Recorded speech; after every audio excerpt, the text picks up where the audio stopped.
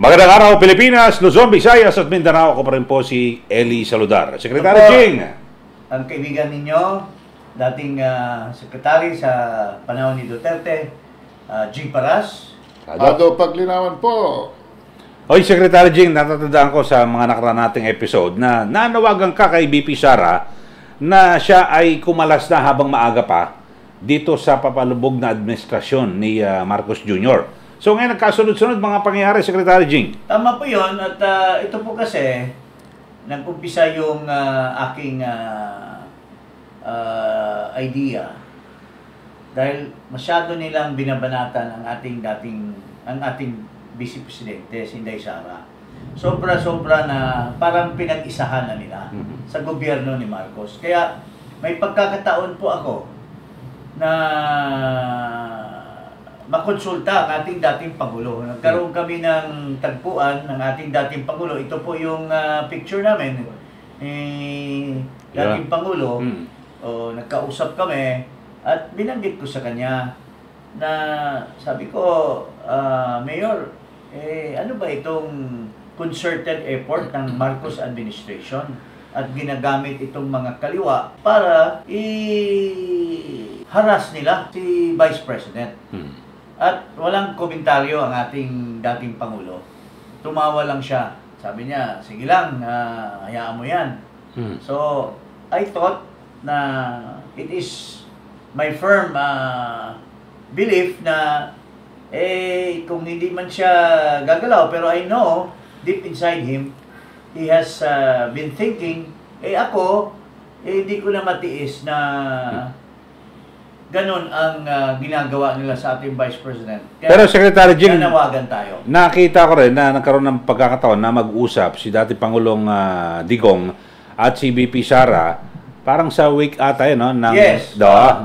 So baka dito nagsumbong na itong si BP Sara? Palagay ko at kasi yung nangyari na dinner namin ni Pangulong Duterte ay yun yung araw na namatay yung niyang kapatid. Sa Cavite. So galing siya sa Cavite, sa gabi, nagkita kami. At true enough, nagkita din sila ng kanyang daughter, si Vice President, doon sa wake nung yumaon niyang kapatid. So, siguro, offshoot na ito sa pinag-usapan nila ni Vice President, ito po yung talumpati ng ating dating Pangulo, President Duterte. Pakinggan po natin kasi malaman po ito. At ito na po siguro ang umpisa sa tinatawag nating people power. Putang ina. Kayo ang maraming pinaka. Alam mo, pag mag-liquidate ka, ano yung masking? Mag-liquidation tayo and you will find out what is the most rotten institution dito. You will find out it's Congress. Walang limit ang ano nila dyan. Yung pork barrel. Just because you are the keeper of the na kayo ang mag-distribute, okay yan. Pero tignan ko yung how much have you spent so far. And I will demand the COA. Because if the COA will not do it, then I am asking the Filipino, everybody, every soldier, every policeman, every farmer, to demand para malaman natin once and for all kung sino ang nagwawaldas ng pera sa Pilipinas. Hindi lang confidential fund. Ikaw, Franz, kayo nga komunista dyan sa Congress. Yung mga left, how did you spend the money all this year? Do not make yourselves an exception. Ako, Presidente, open. You go back in time, buksan mo lahat. Mayor, ako, taga Davao, kilala mo rin niya ako. Ganito ba kaganda ang Davao kung niwaldas ko yung discretionary fund ko. Pati Office of the President. How much are you spending? Kaibigan ba natin si Bongbong? Pero para wala ng make COA the guardian of the people's money, open up everything including yours, kayong taga-COA. Kasi kung mag-audit kayo minsan, tapos may nakita kayo mali, binibigyan kayo, tumatanggap kayo, at pinapalusutin nyo. So, pati kayo, open up. Okay. Mga kababayan, Open daw. ha? Open na. Buksan natin ang mga, ito, tama si Presidente, hindi naman lahat ng mga congressmen, mayroong mga matitino dyan. At, pero ito ang mga masahol ito, mga kababayan. Pero Secretary Jing, yung Oh. himayin natin ng kaunti, no? Yung binanggit ni Okay. dating Pangulong Duterte, na kung saan ay talagang, kasi ngayon, alam mo, ikaw inabot mo yon na dati may pork barrel fund. Bawat kongresista 70 million, di ba? Tapos 200. At least doon makikita mo talagang may limitasyon. Dito, nung walang pork barrel, depende kung kanino nakadikit Hindi, ngayon May kasi, mga parking alam mo, parking, Ano ba kalakaran niya? let me explain sige, sige. this. During our time, hanggang end of my term, maliit lang yung pondo ng congressman noon. Sa House, 70 million ang yung tinatawag talagang PIDAP. Pidap. Ang kaibahan lang naman noon, maliit, pero mayroon lang menu. So, mayroong hard at saka mayroong Soft soft. project. Yung soft, yun ang inaabuso ni Janet Napoles. Kasi doon, pwede mong gastusin, pwede mong ilagay yung Kahit soft, saan, which is about 30 million of your 70 million, pwede mong ilagay yan sa maski anong project. So, kung saan-saan nilalagay, sa Muslim Muslim Institute or doon sa Fertilizer nga, di ba? mga iba-ibang opisina sa Department of Agriculture, pwede nilang to the extent na 100% doon i-convert into cash. Pero doon sa 40%, yun ay infrastructure para sa eskwelahan, para sa allocation yan. Pero dito sa bagong patakaran ngayon, ito sa magmula sa panahon ni Noynoy Aquino and move forward, ngayon, wala nang limit. It's discretionary.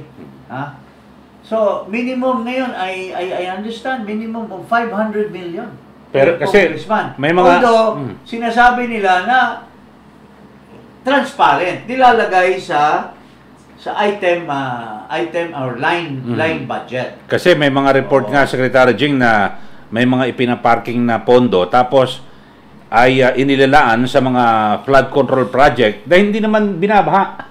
So, latang-lata, may mga ganun, diba? Pero ang pinakamatindi, ito. Itong pinakamatindi, sana makulong na ito. Itong Garjola, ito ay nasaan yung ipakita natin itong affidavit nitong isang citizen. Ito, John Chong complainant versus Eric Yap et al. Complaint affidavit versus Eric Yap by the task force In his capacity as chairman and president of task force Kasanag. With Ito po ay may kinalaman, mga kababayan. This is a complaint for plunder against Eric Yap. Itong si Congressman Garjola at saka ito si Congressman Momo. Garjola, contractor yan. Yun ba yun? Contractor yan dahil sa maraming di umano'y nakurakot na pera daw, base dito sa complaint ni Chong. At saka marami pang naririnig tayo tungkol dito. Di ba parang meron pa dating report yan Dahil sa ang daming nakalap na pera, Eli, at saka alam ko marami ka rin na nasasanag na mga yan. Dahil sa mga dami ng nakalap na pera, kakabili ng mga helicopter Ang alam ko, Oh, mayroon porn pang star. chicks. May girlfriend pa yan. Ang pangalan niya, Chichi. Ha? Pinapa-travel pa sa safari. O, ito namang Momo. O, grabe daw ang gumastos yan. Di umano. 1 billion ang ginastos niyan in the last election para matalo niya si Congressman Pichay na incumbent. Ha? O, pero Dating dito sa DPWH kaso yun, di ba? ito, ipakita natin yung decision ng... Ito ay nasampahan sila ng ombudsman sa Sandigan Bayan. Oh. At ito, mayroon ng slated for resolution for their conviction. Ito, 4th Division. People of the Philippines versus Eric Yap, Edwin Garjola, and Romeo Momo, Isalazar. Ito, basahin natin yung pwede bang ma-focus? Ito yung order based on the evidence presented by the prosecutors. The resolution will be submitted for final decision. Therefore, notify the parties involved. So, ayan Ang pumirma, ayan si Associate Justice Pahimna. Ayan. Tapos yung nag-concur, ito sila Musni Justice and Musni si Jacinto. Bayani Jacinto. Okay. So ordered. So ordered. So, malapit na mabitay ito. Pero hindi natitinag itong Garjola at Momo. Di umano. Tuloy-tuloy pa rin. Itong ilang kanilang project, dito base sa kaso, 140 million or 140 billion pala, 140 billion worth of Laki nun yung rock netting. Yung bang sa mga cliff, yung Nakikita ko yung secretary parang din. Punta ka sa, punta ka sa puntang Baguio, di ba? Yung, di ba yung mga bato may net, Yes. yun yun. ay mayroong mga defekto na nakita. Kaya natuklasan yung kanilang maniobra. Depektibo. They made 60% of that amount of contract. And ang balita ko dito, di umano ay 60 yung ino-offer nila made in Switzerland. Pero yung diniliver ay made in China. So ang laking kinita nito mga kokote na ito. Itong mga congressman na ito. At ito po base lamang sa nakalap natin na kaso. Pero sa mga Isang project lang yan. sa mga naririnig natin, ngayon, dito sa bagong administration ni Marcos, dahil nagpahiram ng helicopter yan, tapos itong si Momo, hindi naman sumuporta kay Marcos yan sa kalaban yan pero ngayon, ginawa kang chairman ng Committee on Public Works. So, tuloy ang ligaya nitong mga Momo na ito. Kaya, tama si Presidente, dapat talaga ipa-audit ito, si Momo, ito si Garjola. At yung Eric Yap, ang laki ng kinita niyan, di umano. Kasi party list lang yan, pero sa dami ng kinita niya bilang chairman ng Committee on Appropriation, nilagay na niya yung doon, investment niya doon sa Benguet. At dahil sa dami ng pera in the last election, nanalo, di umano, bilang congressman. From party list to regular congressman. Base dito sa kaso, isa siya sa culprit dito sa kumita ng karami-rami at the Sandigan is about to decide on their fate. But at least napailan sila ng ombudsman kaya nakarating ang kaso sa Sandigan Bayan. Ito po yung iilan lang sa mga sinasabi ng ating dating Pangulo na it's the most rotten area. Pero binabanggit Secretary Jing ni dating Pangulo Duterte na kasi kadalasan, katulad ngayon, naglabas ng statement yung Secretary General ng COA na malinis daw sila, na-audit daw sila. Pero sabi ng Pangulo, may mga talaga bang mga pagkakataon na minsan pinalulusod dahil sa nakapaglagay? Kilala naman natin yung COA ngayon Dating NTC yan, tauhan din na ng mga politiko syempre, he will play politics. But, well, whatever it is, basta ang ating dating Pangulo ay nananawagan sa taong bayan. And I hope this will be a start for the President, former President, to be the rallying point of those who are oppressed by this administration.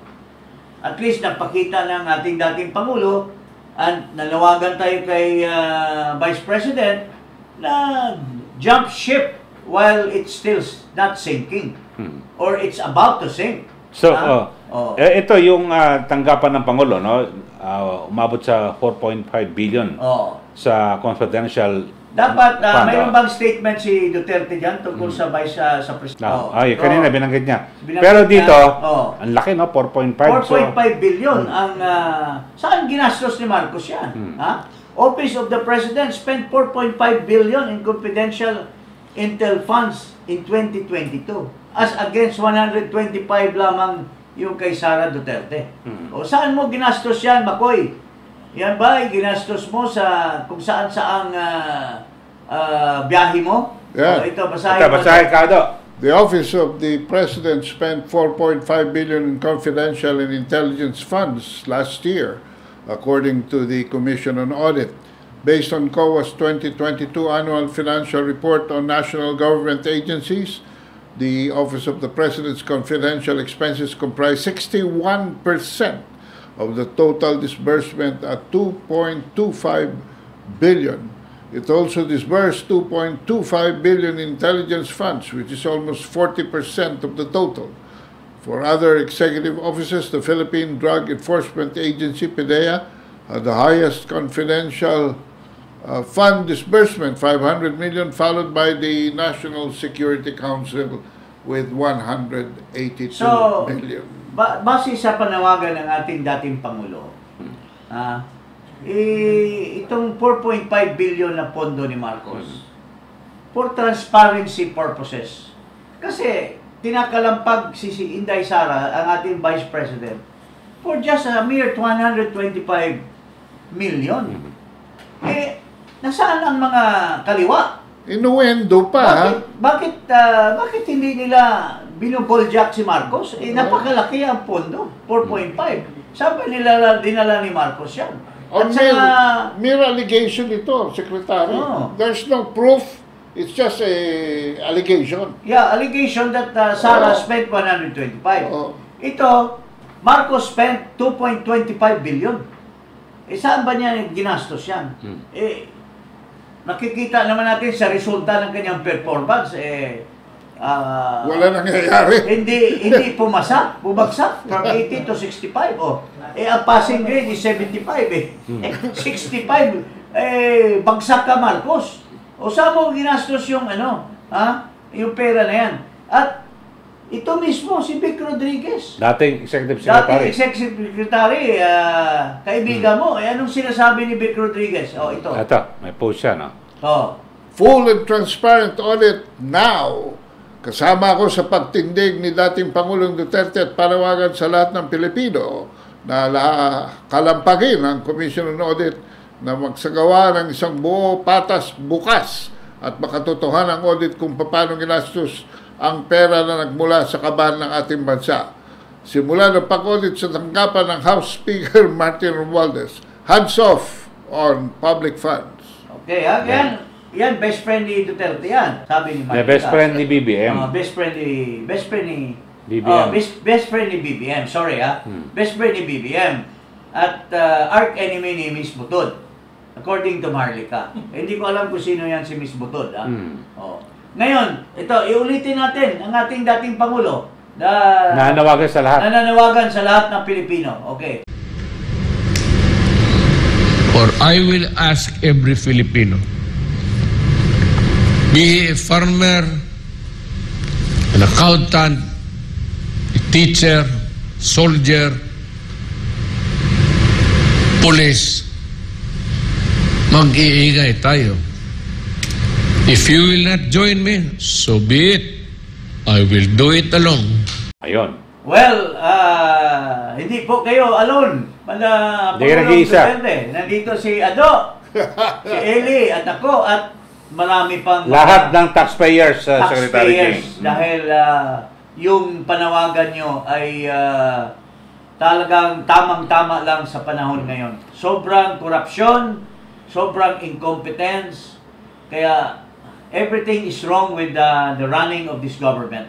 Panay travel, kung pakinggan lang natin yung si vlogger na vlogger na Maharlika at saka yung Banat Bay, yung Sas Rogando, kulang-kulang na lang na nakuha na natin ang lahat na corruption dyan sa Malacanang. Lalo na sa smuggling, si Michael Ma, kakampi at partner ng isang kapatid na drug addict according to his former girlfriend, dati kong empleyado. Drug addict pala yan eh. Yung ano na yan eh. Yung smuggler na yan na partner ni Michael Ma. So, hindi natin alam na sinusustain nila yung mga pulburonik nila. O sino man yung mga smuggler na yan, di umano sila ang nagpapasasa sa ating bansa. Yun ang panawagan ng ating dating Pangulo Duterte. Magsama-sama po tayo at sundan natin ang kanyang panawagan na mapagmasid tayo at we will band together to expose all these shenanigans, especially ito, magta-travel na naman uli itong Pangulo na wala man lang nadala na taking home the bacon eh. Puro pledges eh. Wala pa napakita na in terms of real money that really came into the country. Diba, mismong si diba, nagsabi, DTI Secretary, dito sa mga Wala pa. Wala pang sabi niya, it takes a long time to convert pledges into reality. Sabi ni Secretary Fred Pascual. Tingnan mo. Si Clarita Carlos, anong sinasabi? Ay, alam mo naman yung mga pledges. Nagiging bato lang yan. Puro lang yan mga promesa. So, you spend a lot of money, Marcos. 338 billion ang ginastos mo for 2023. Hindi pa tapos. Sa 2022, ang laki rin ginastos mo. Pero wala pang nakikita na magandang kabutihan na nakarating sa ating bansa. So, ang ating dating Pangulo ay lumabas na. He came out of his shell and now he is not alone. We will join him in exposing all these shenanigans of this Marcos government. Secretary, Yes. dito, ano kaya magiging damdamin? Siyempre, mga taxpayers Pero ang taas ng presyo ng bilihin, bigas, lahat, produktong petrolyo, lahat ng serbisyo tumataas. Yes. Tapos mabalitaan mo ganyan, yung mga di umano na corruption sa gobyerno. Yes, So siguro talagang dapat magkaroon ng 140 billion. Talagang dapat na i-audit talaga. Rock netting. Can you imagine? Tapos 60% went to the package of this, according to that decision of the ombudsman as the basis for their complaint to the Sandigan Bayan. Yung mga natin. And these people are buying helicopters. They're spending 1 billion for their election in as congressman. Daming Ang pera. galing yan. Who were they before? Who were they? Alam ko, kilala ko dyan yung, yung sinatawag nilang Momo. Hindi naman yan Momo, ano ba yung Momo sa Tagalog? Bubok. Momo. Multo. Multo. Hindi, Bisaya yan hindi multo yan. Hindi, pero daan pera yan. Mayaman ba talaga yan dati? Hindi yan mayaman kasi ano lang yan kasi tinatawag doon Aldrich pwedeng district engineer lang yata yan, tapos naging regional director, tapos naging undersecretary. Alam mo naman, ang undersecretary sa DPWH, napakalaki ng sahod niyan. Di umano. Mayroon diyang isang mayroon diyang isang regional director nakapag palagay ng kanyang misis as a governor. Ilang bilyon ang ginastos diyan sa isang probinsya sa Central Luzon. Can you imagine that? Ito ay nakinabang sa mga pork barrel nung panahon ni Speaker Alvarez at ni Mr. Pariñas. Nakinabang yan sa mga pork barrel ng mga panahon na si Pariñas at saka si Alvarez ang namumuno sa Kongreso. Siguro. Ako lang, parang kalunos-lunos ang sitwasyon ng Pilipinas ngayon dahil wala namang foreign direct investments na pupunta rito sa atin dahil ang mahal-mahal ng kuryente. Can you At Mukhang papunta pa tayo sa gera. Pero, Secretary Jing, ano kaya damdamin din ng mga sundalo, uniformado? Alam Kasi mo, tingnan mo. pinag-inita yung kanilang benepisyo Tingnan tapos mo, matindi korupsyon. kaya Oh. mananawagan ang ating Pangulo sa mga naaapi ngayon ng mga sundalo at mga pulis. Mga, sabi nga ni Duterte, pulis at mga sundalo. Kasi inaapi ngayon ito ni Jokto at ni Marcos. Ha? Tinatanggal yung kanilang mga pensyon by asking them to contribute. Ha? Tapos sila sinasabong sa South China Sea. Nanawagan din ang ating Pangulo sa mga farmers. Why? Kasi yung kanilang pera na dapat ipahiram sa kanila sa Land Bank, 50 billion, kinuha ni Marcos para lang dito sa kapritsyo niya na Maharlika Fund. Oh, tingnan mo. Tingnan natin yung Maharlika Fund in the next month or so. Kung anong mangyayari niyan. Lalo na there's a question raised in the Supreme Court. Oh. Tingnan mo. Ang mga taga Maguindanao, nag-aalboroto ngayon dahil pinakialaman ni Marcos, mga kababayan. eleksyon, Oo. May nahalal na ng mga kandidato, voted by the people. Mag-a-appoint siya ng OIC, thereby defying the Supreme Court ruling, designating or validating the assumption of Governor Fatima Sinsuat as Governor of Maguindanao del Norte. At gagamitin pa ang COMELEC sa isang Gagamitin illegal. pa Comelec sa isang illegal. Si George, I'm warning you, my dear friend. Huwag kang magpagamit. Kasi, natistingan na yung impeachment. Na-impeach na yung chairman dati. And I was the complainant. Hindi tayo matitinag dito sa paninindigan para sa bayan. Okay, so abangan natin yung susunod na kabanata dito sa naging panawagan ni Pangulong Duterte. So, I reiterate, based on the statement of our President, na helpless na talaga at siya ay nananawagan. Ito, we will reiterate to the Vice President. Ma'am, mahal ka ng taong bayan. Huwag po kayong mahawaan sa kasamaan nitong gobyerno ni Marcos. Ikaw po nagpapabango niyan. Habang nandiyan ka pa at medyo hinaharas ka nila ngayon, huwag na po kayong sumama dyan. Do not go with a sinking ship, Madam Vice President. Yun po. Okay. Hapon po sa lahat na mga kaibigan at mga kababayan Okay. natin. Maraming salamat po. Magandang hapon. Magandang hapon sa inyo lahat.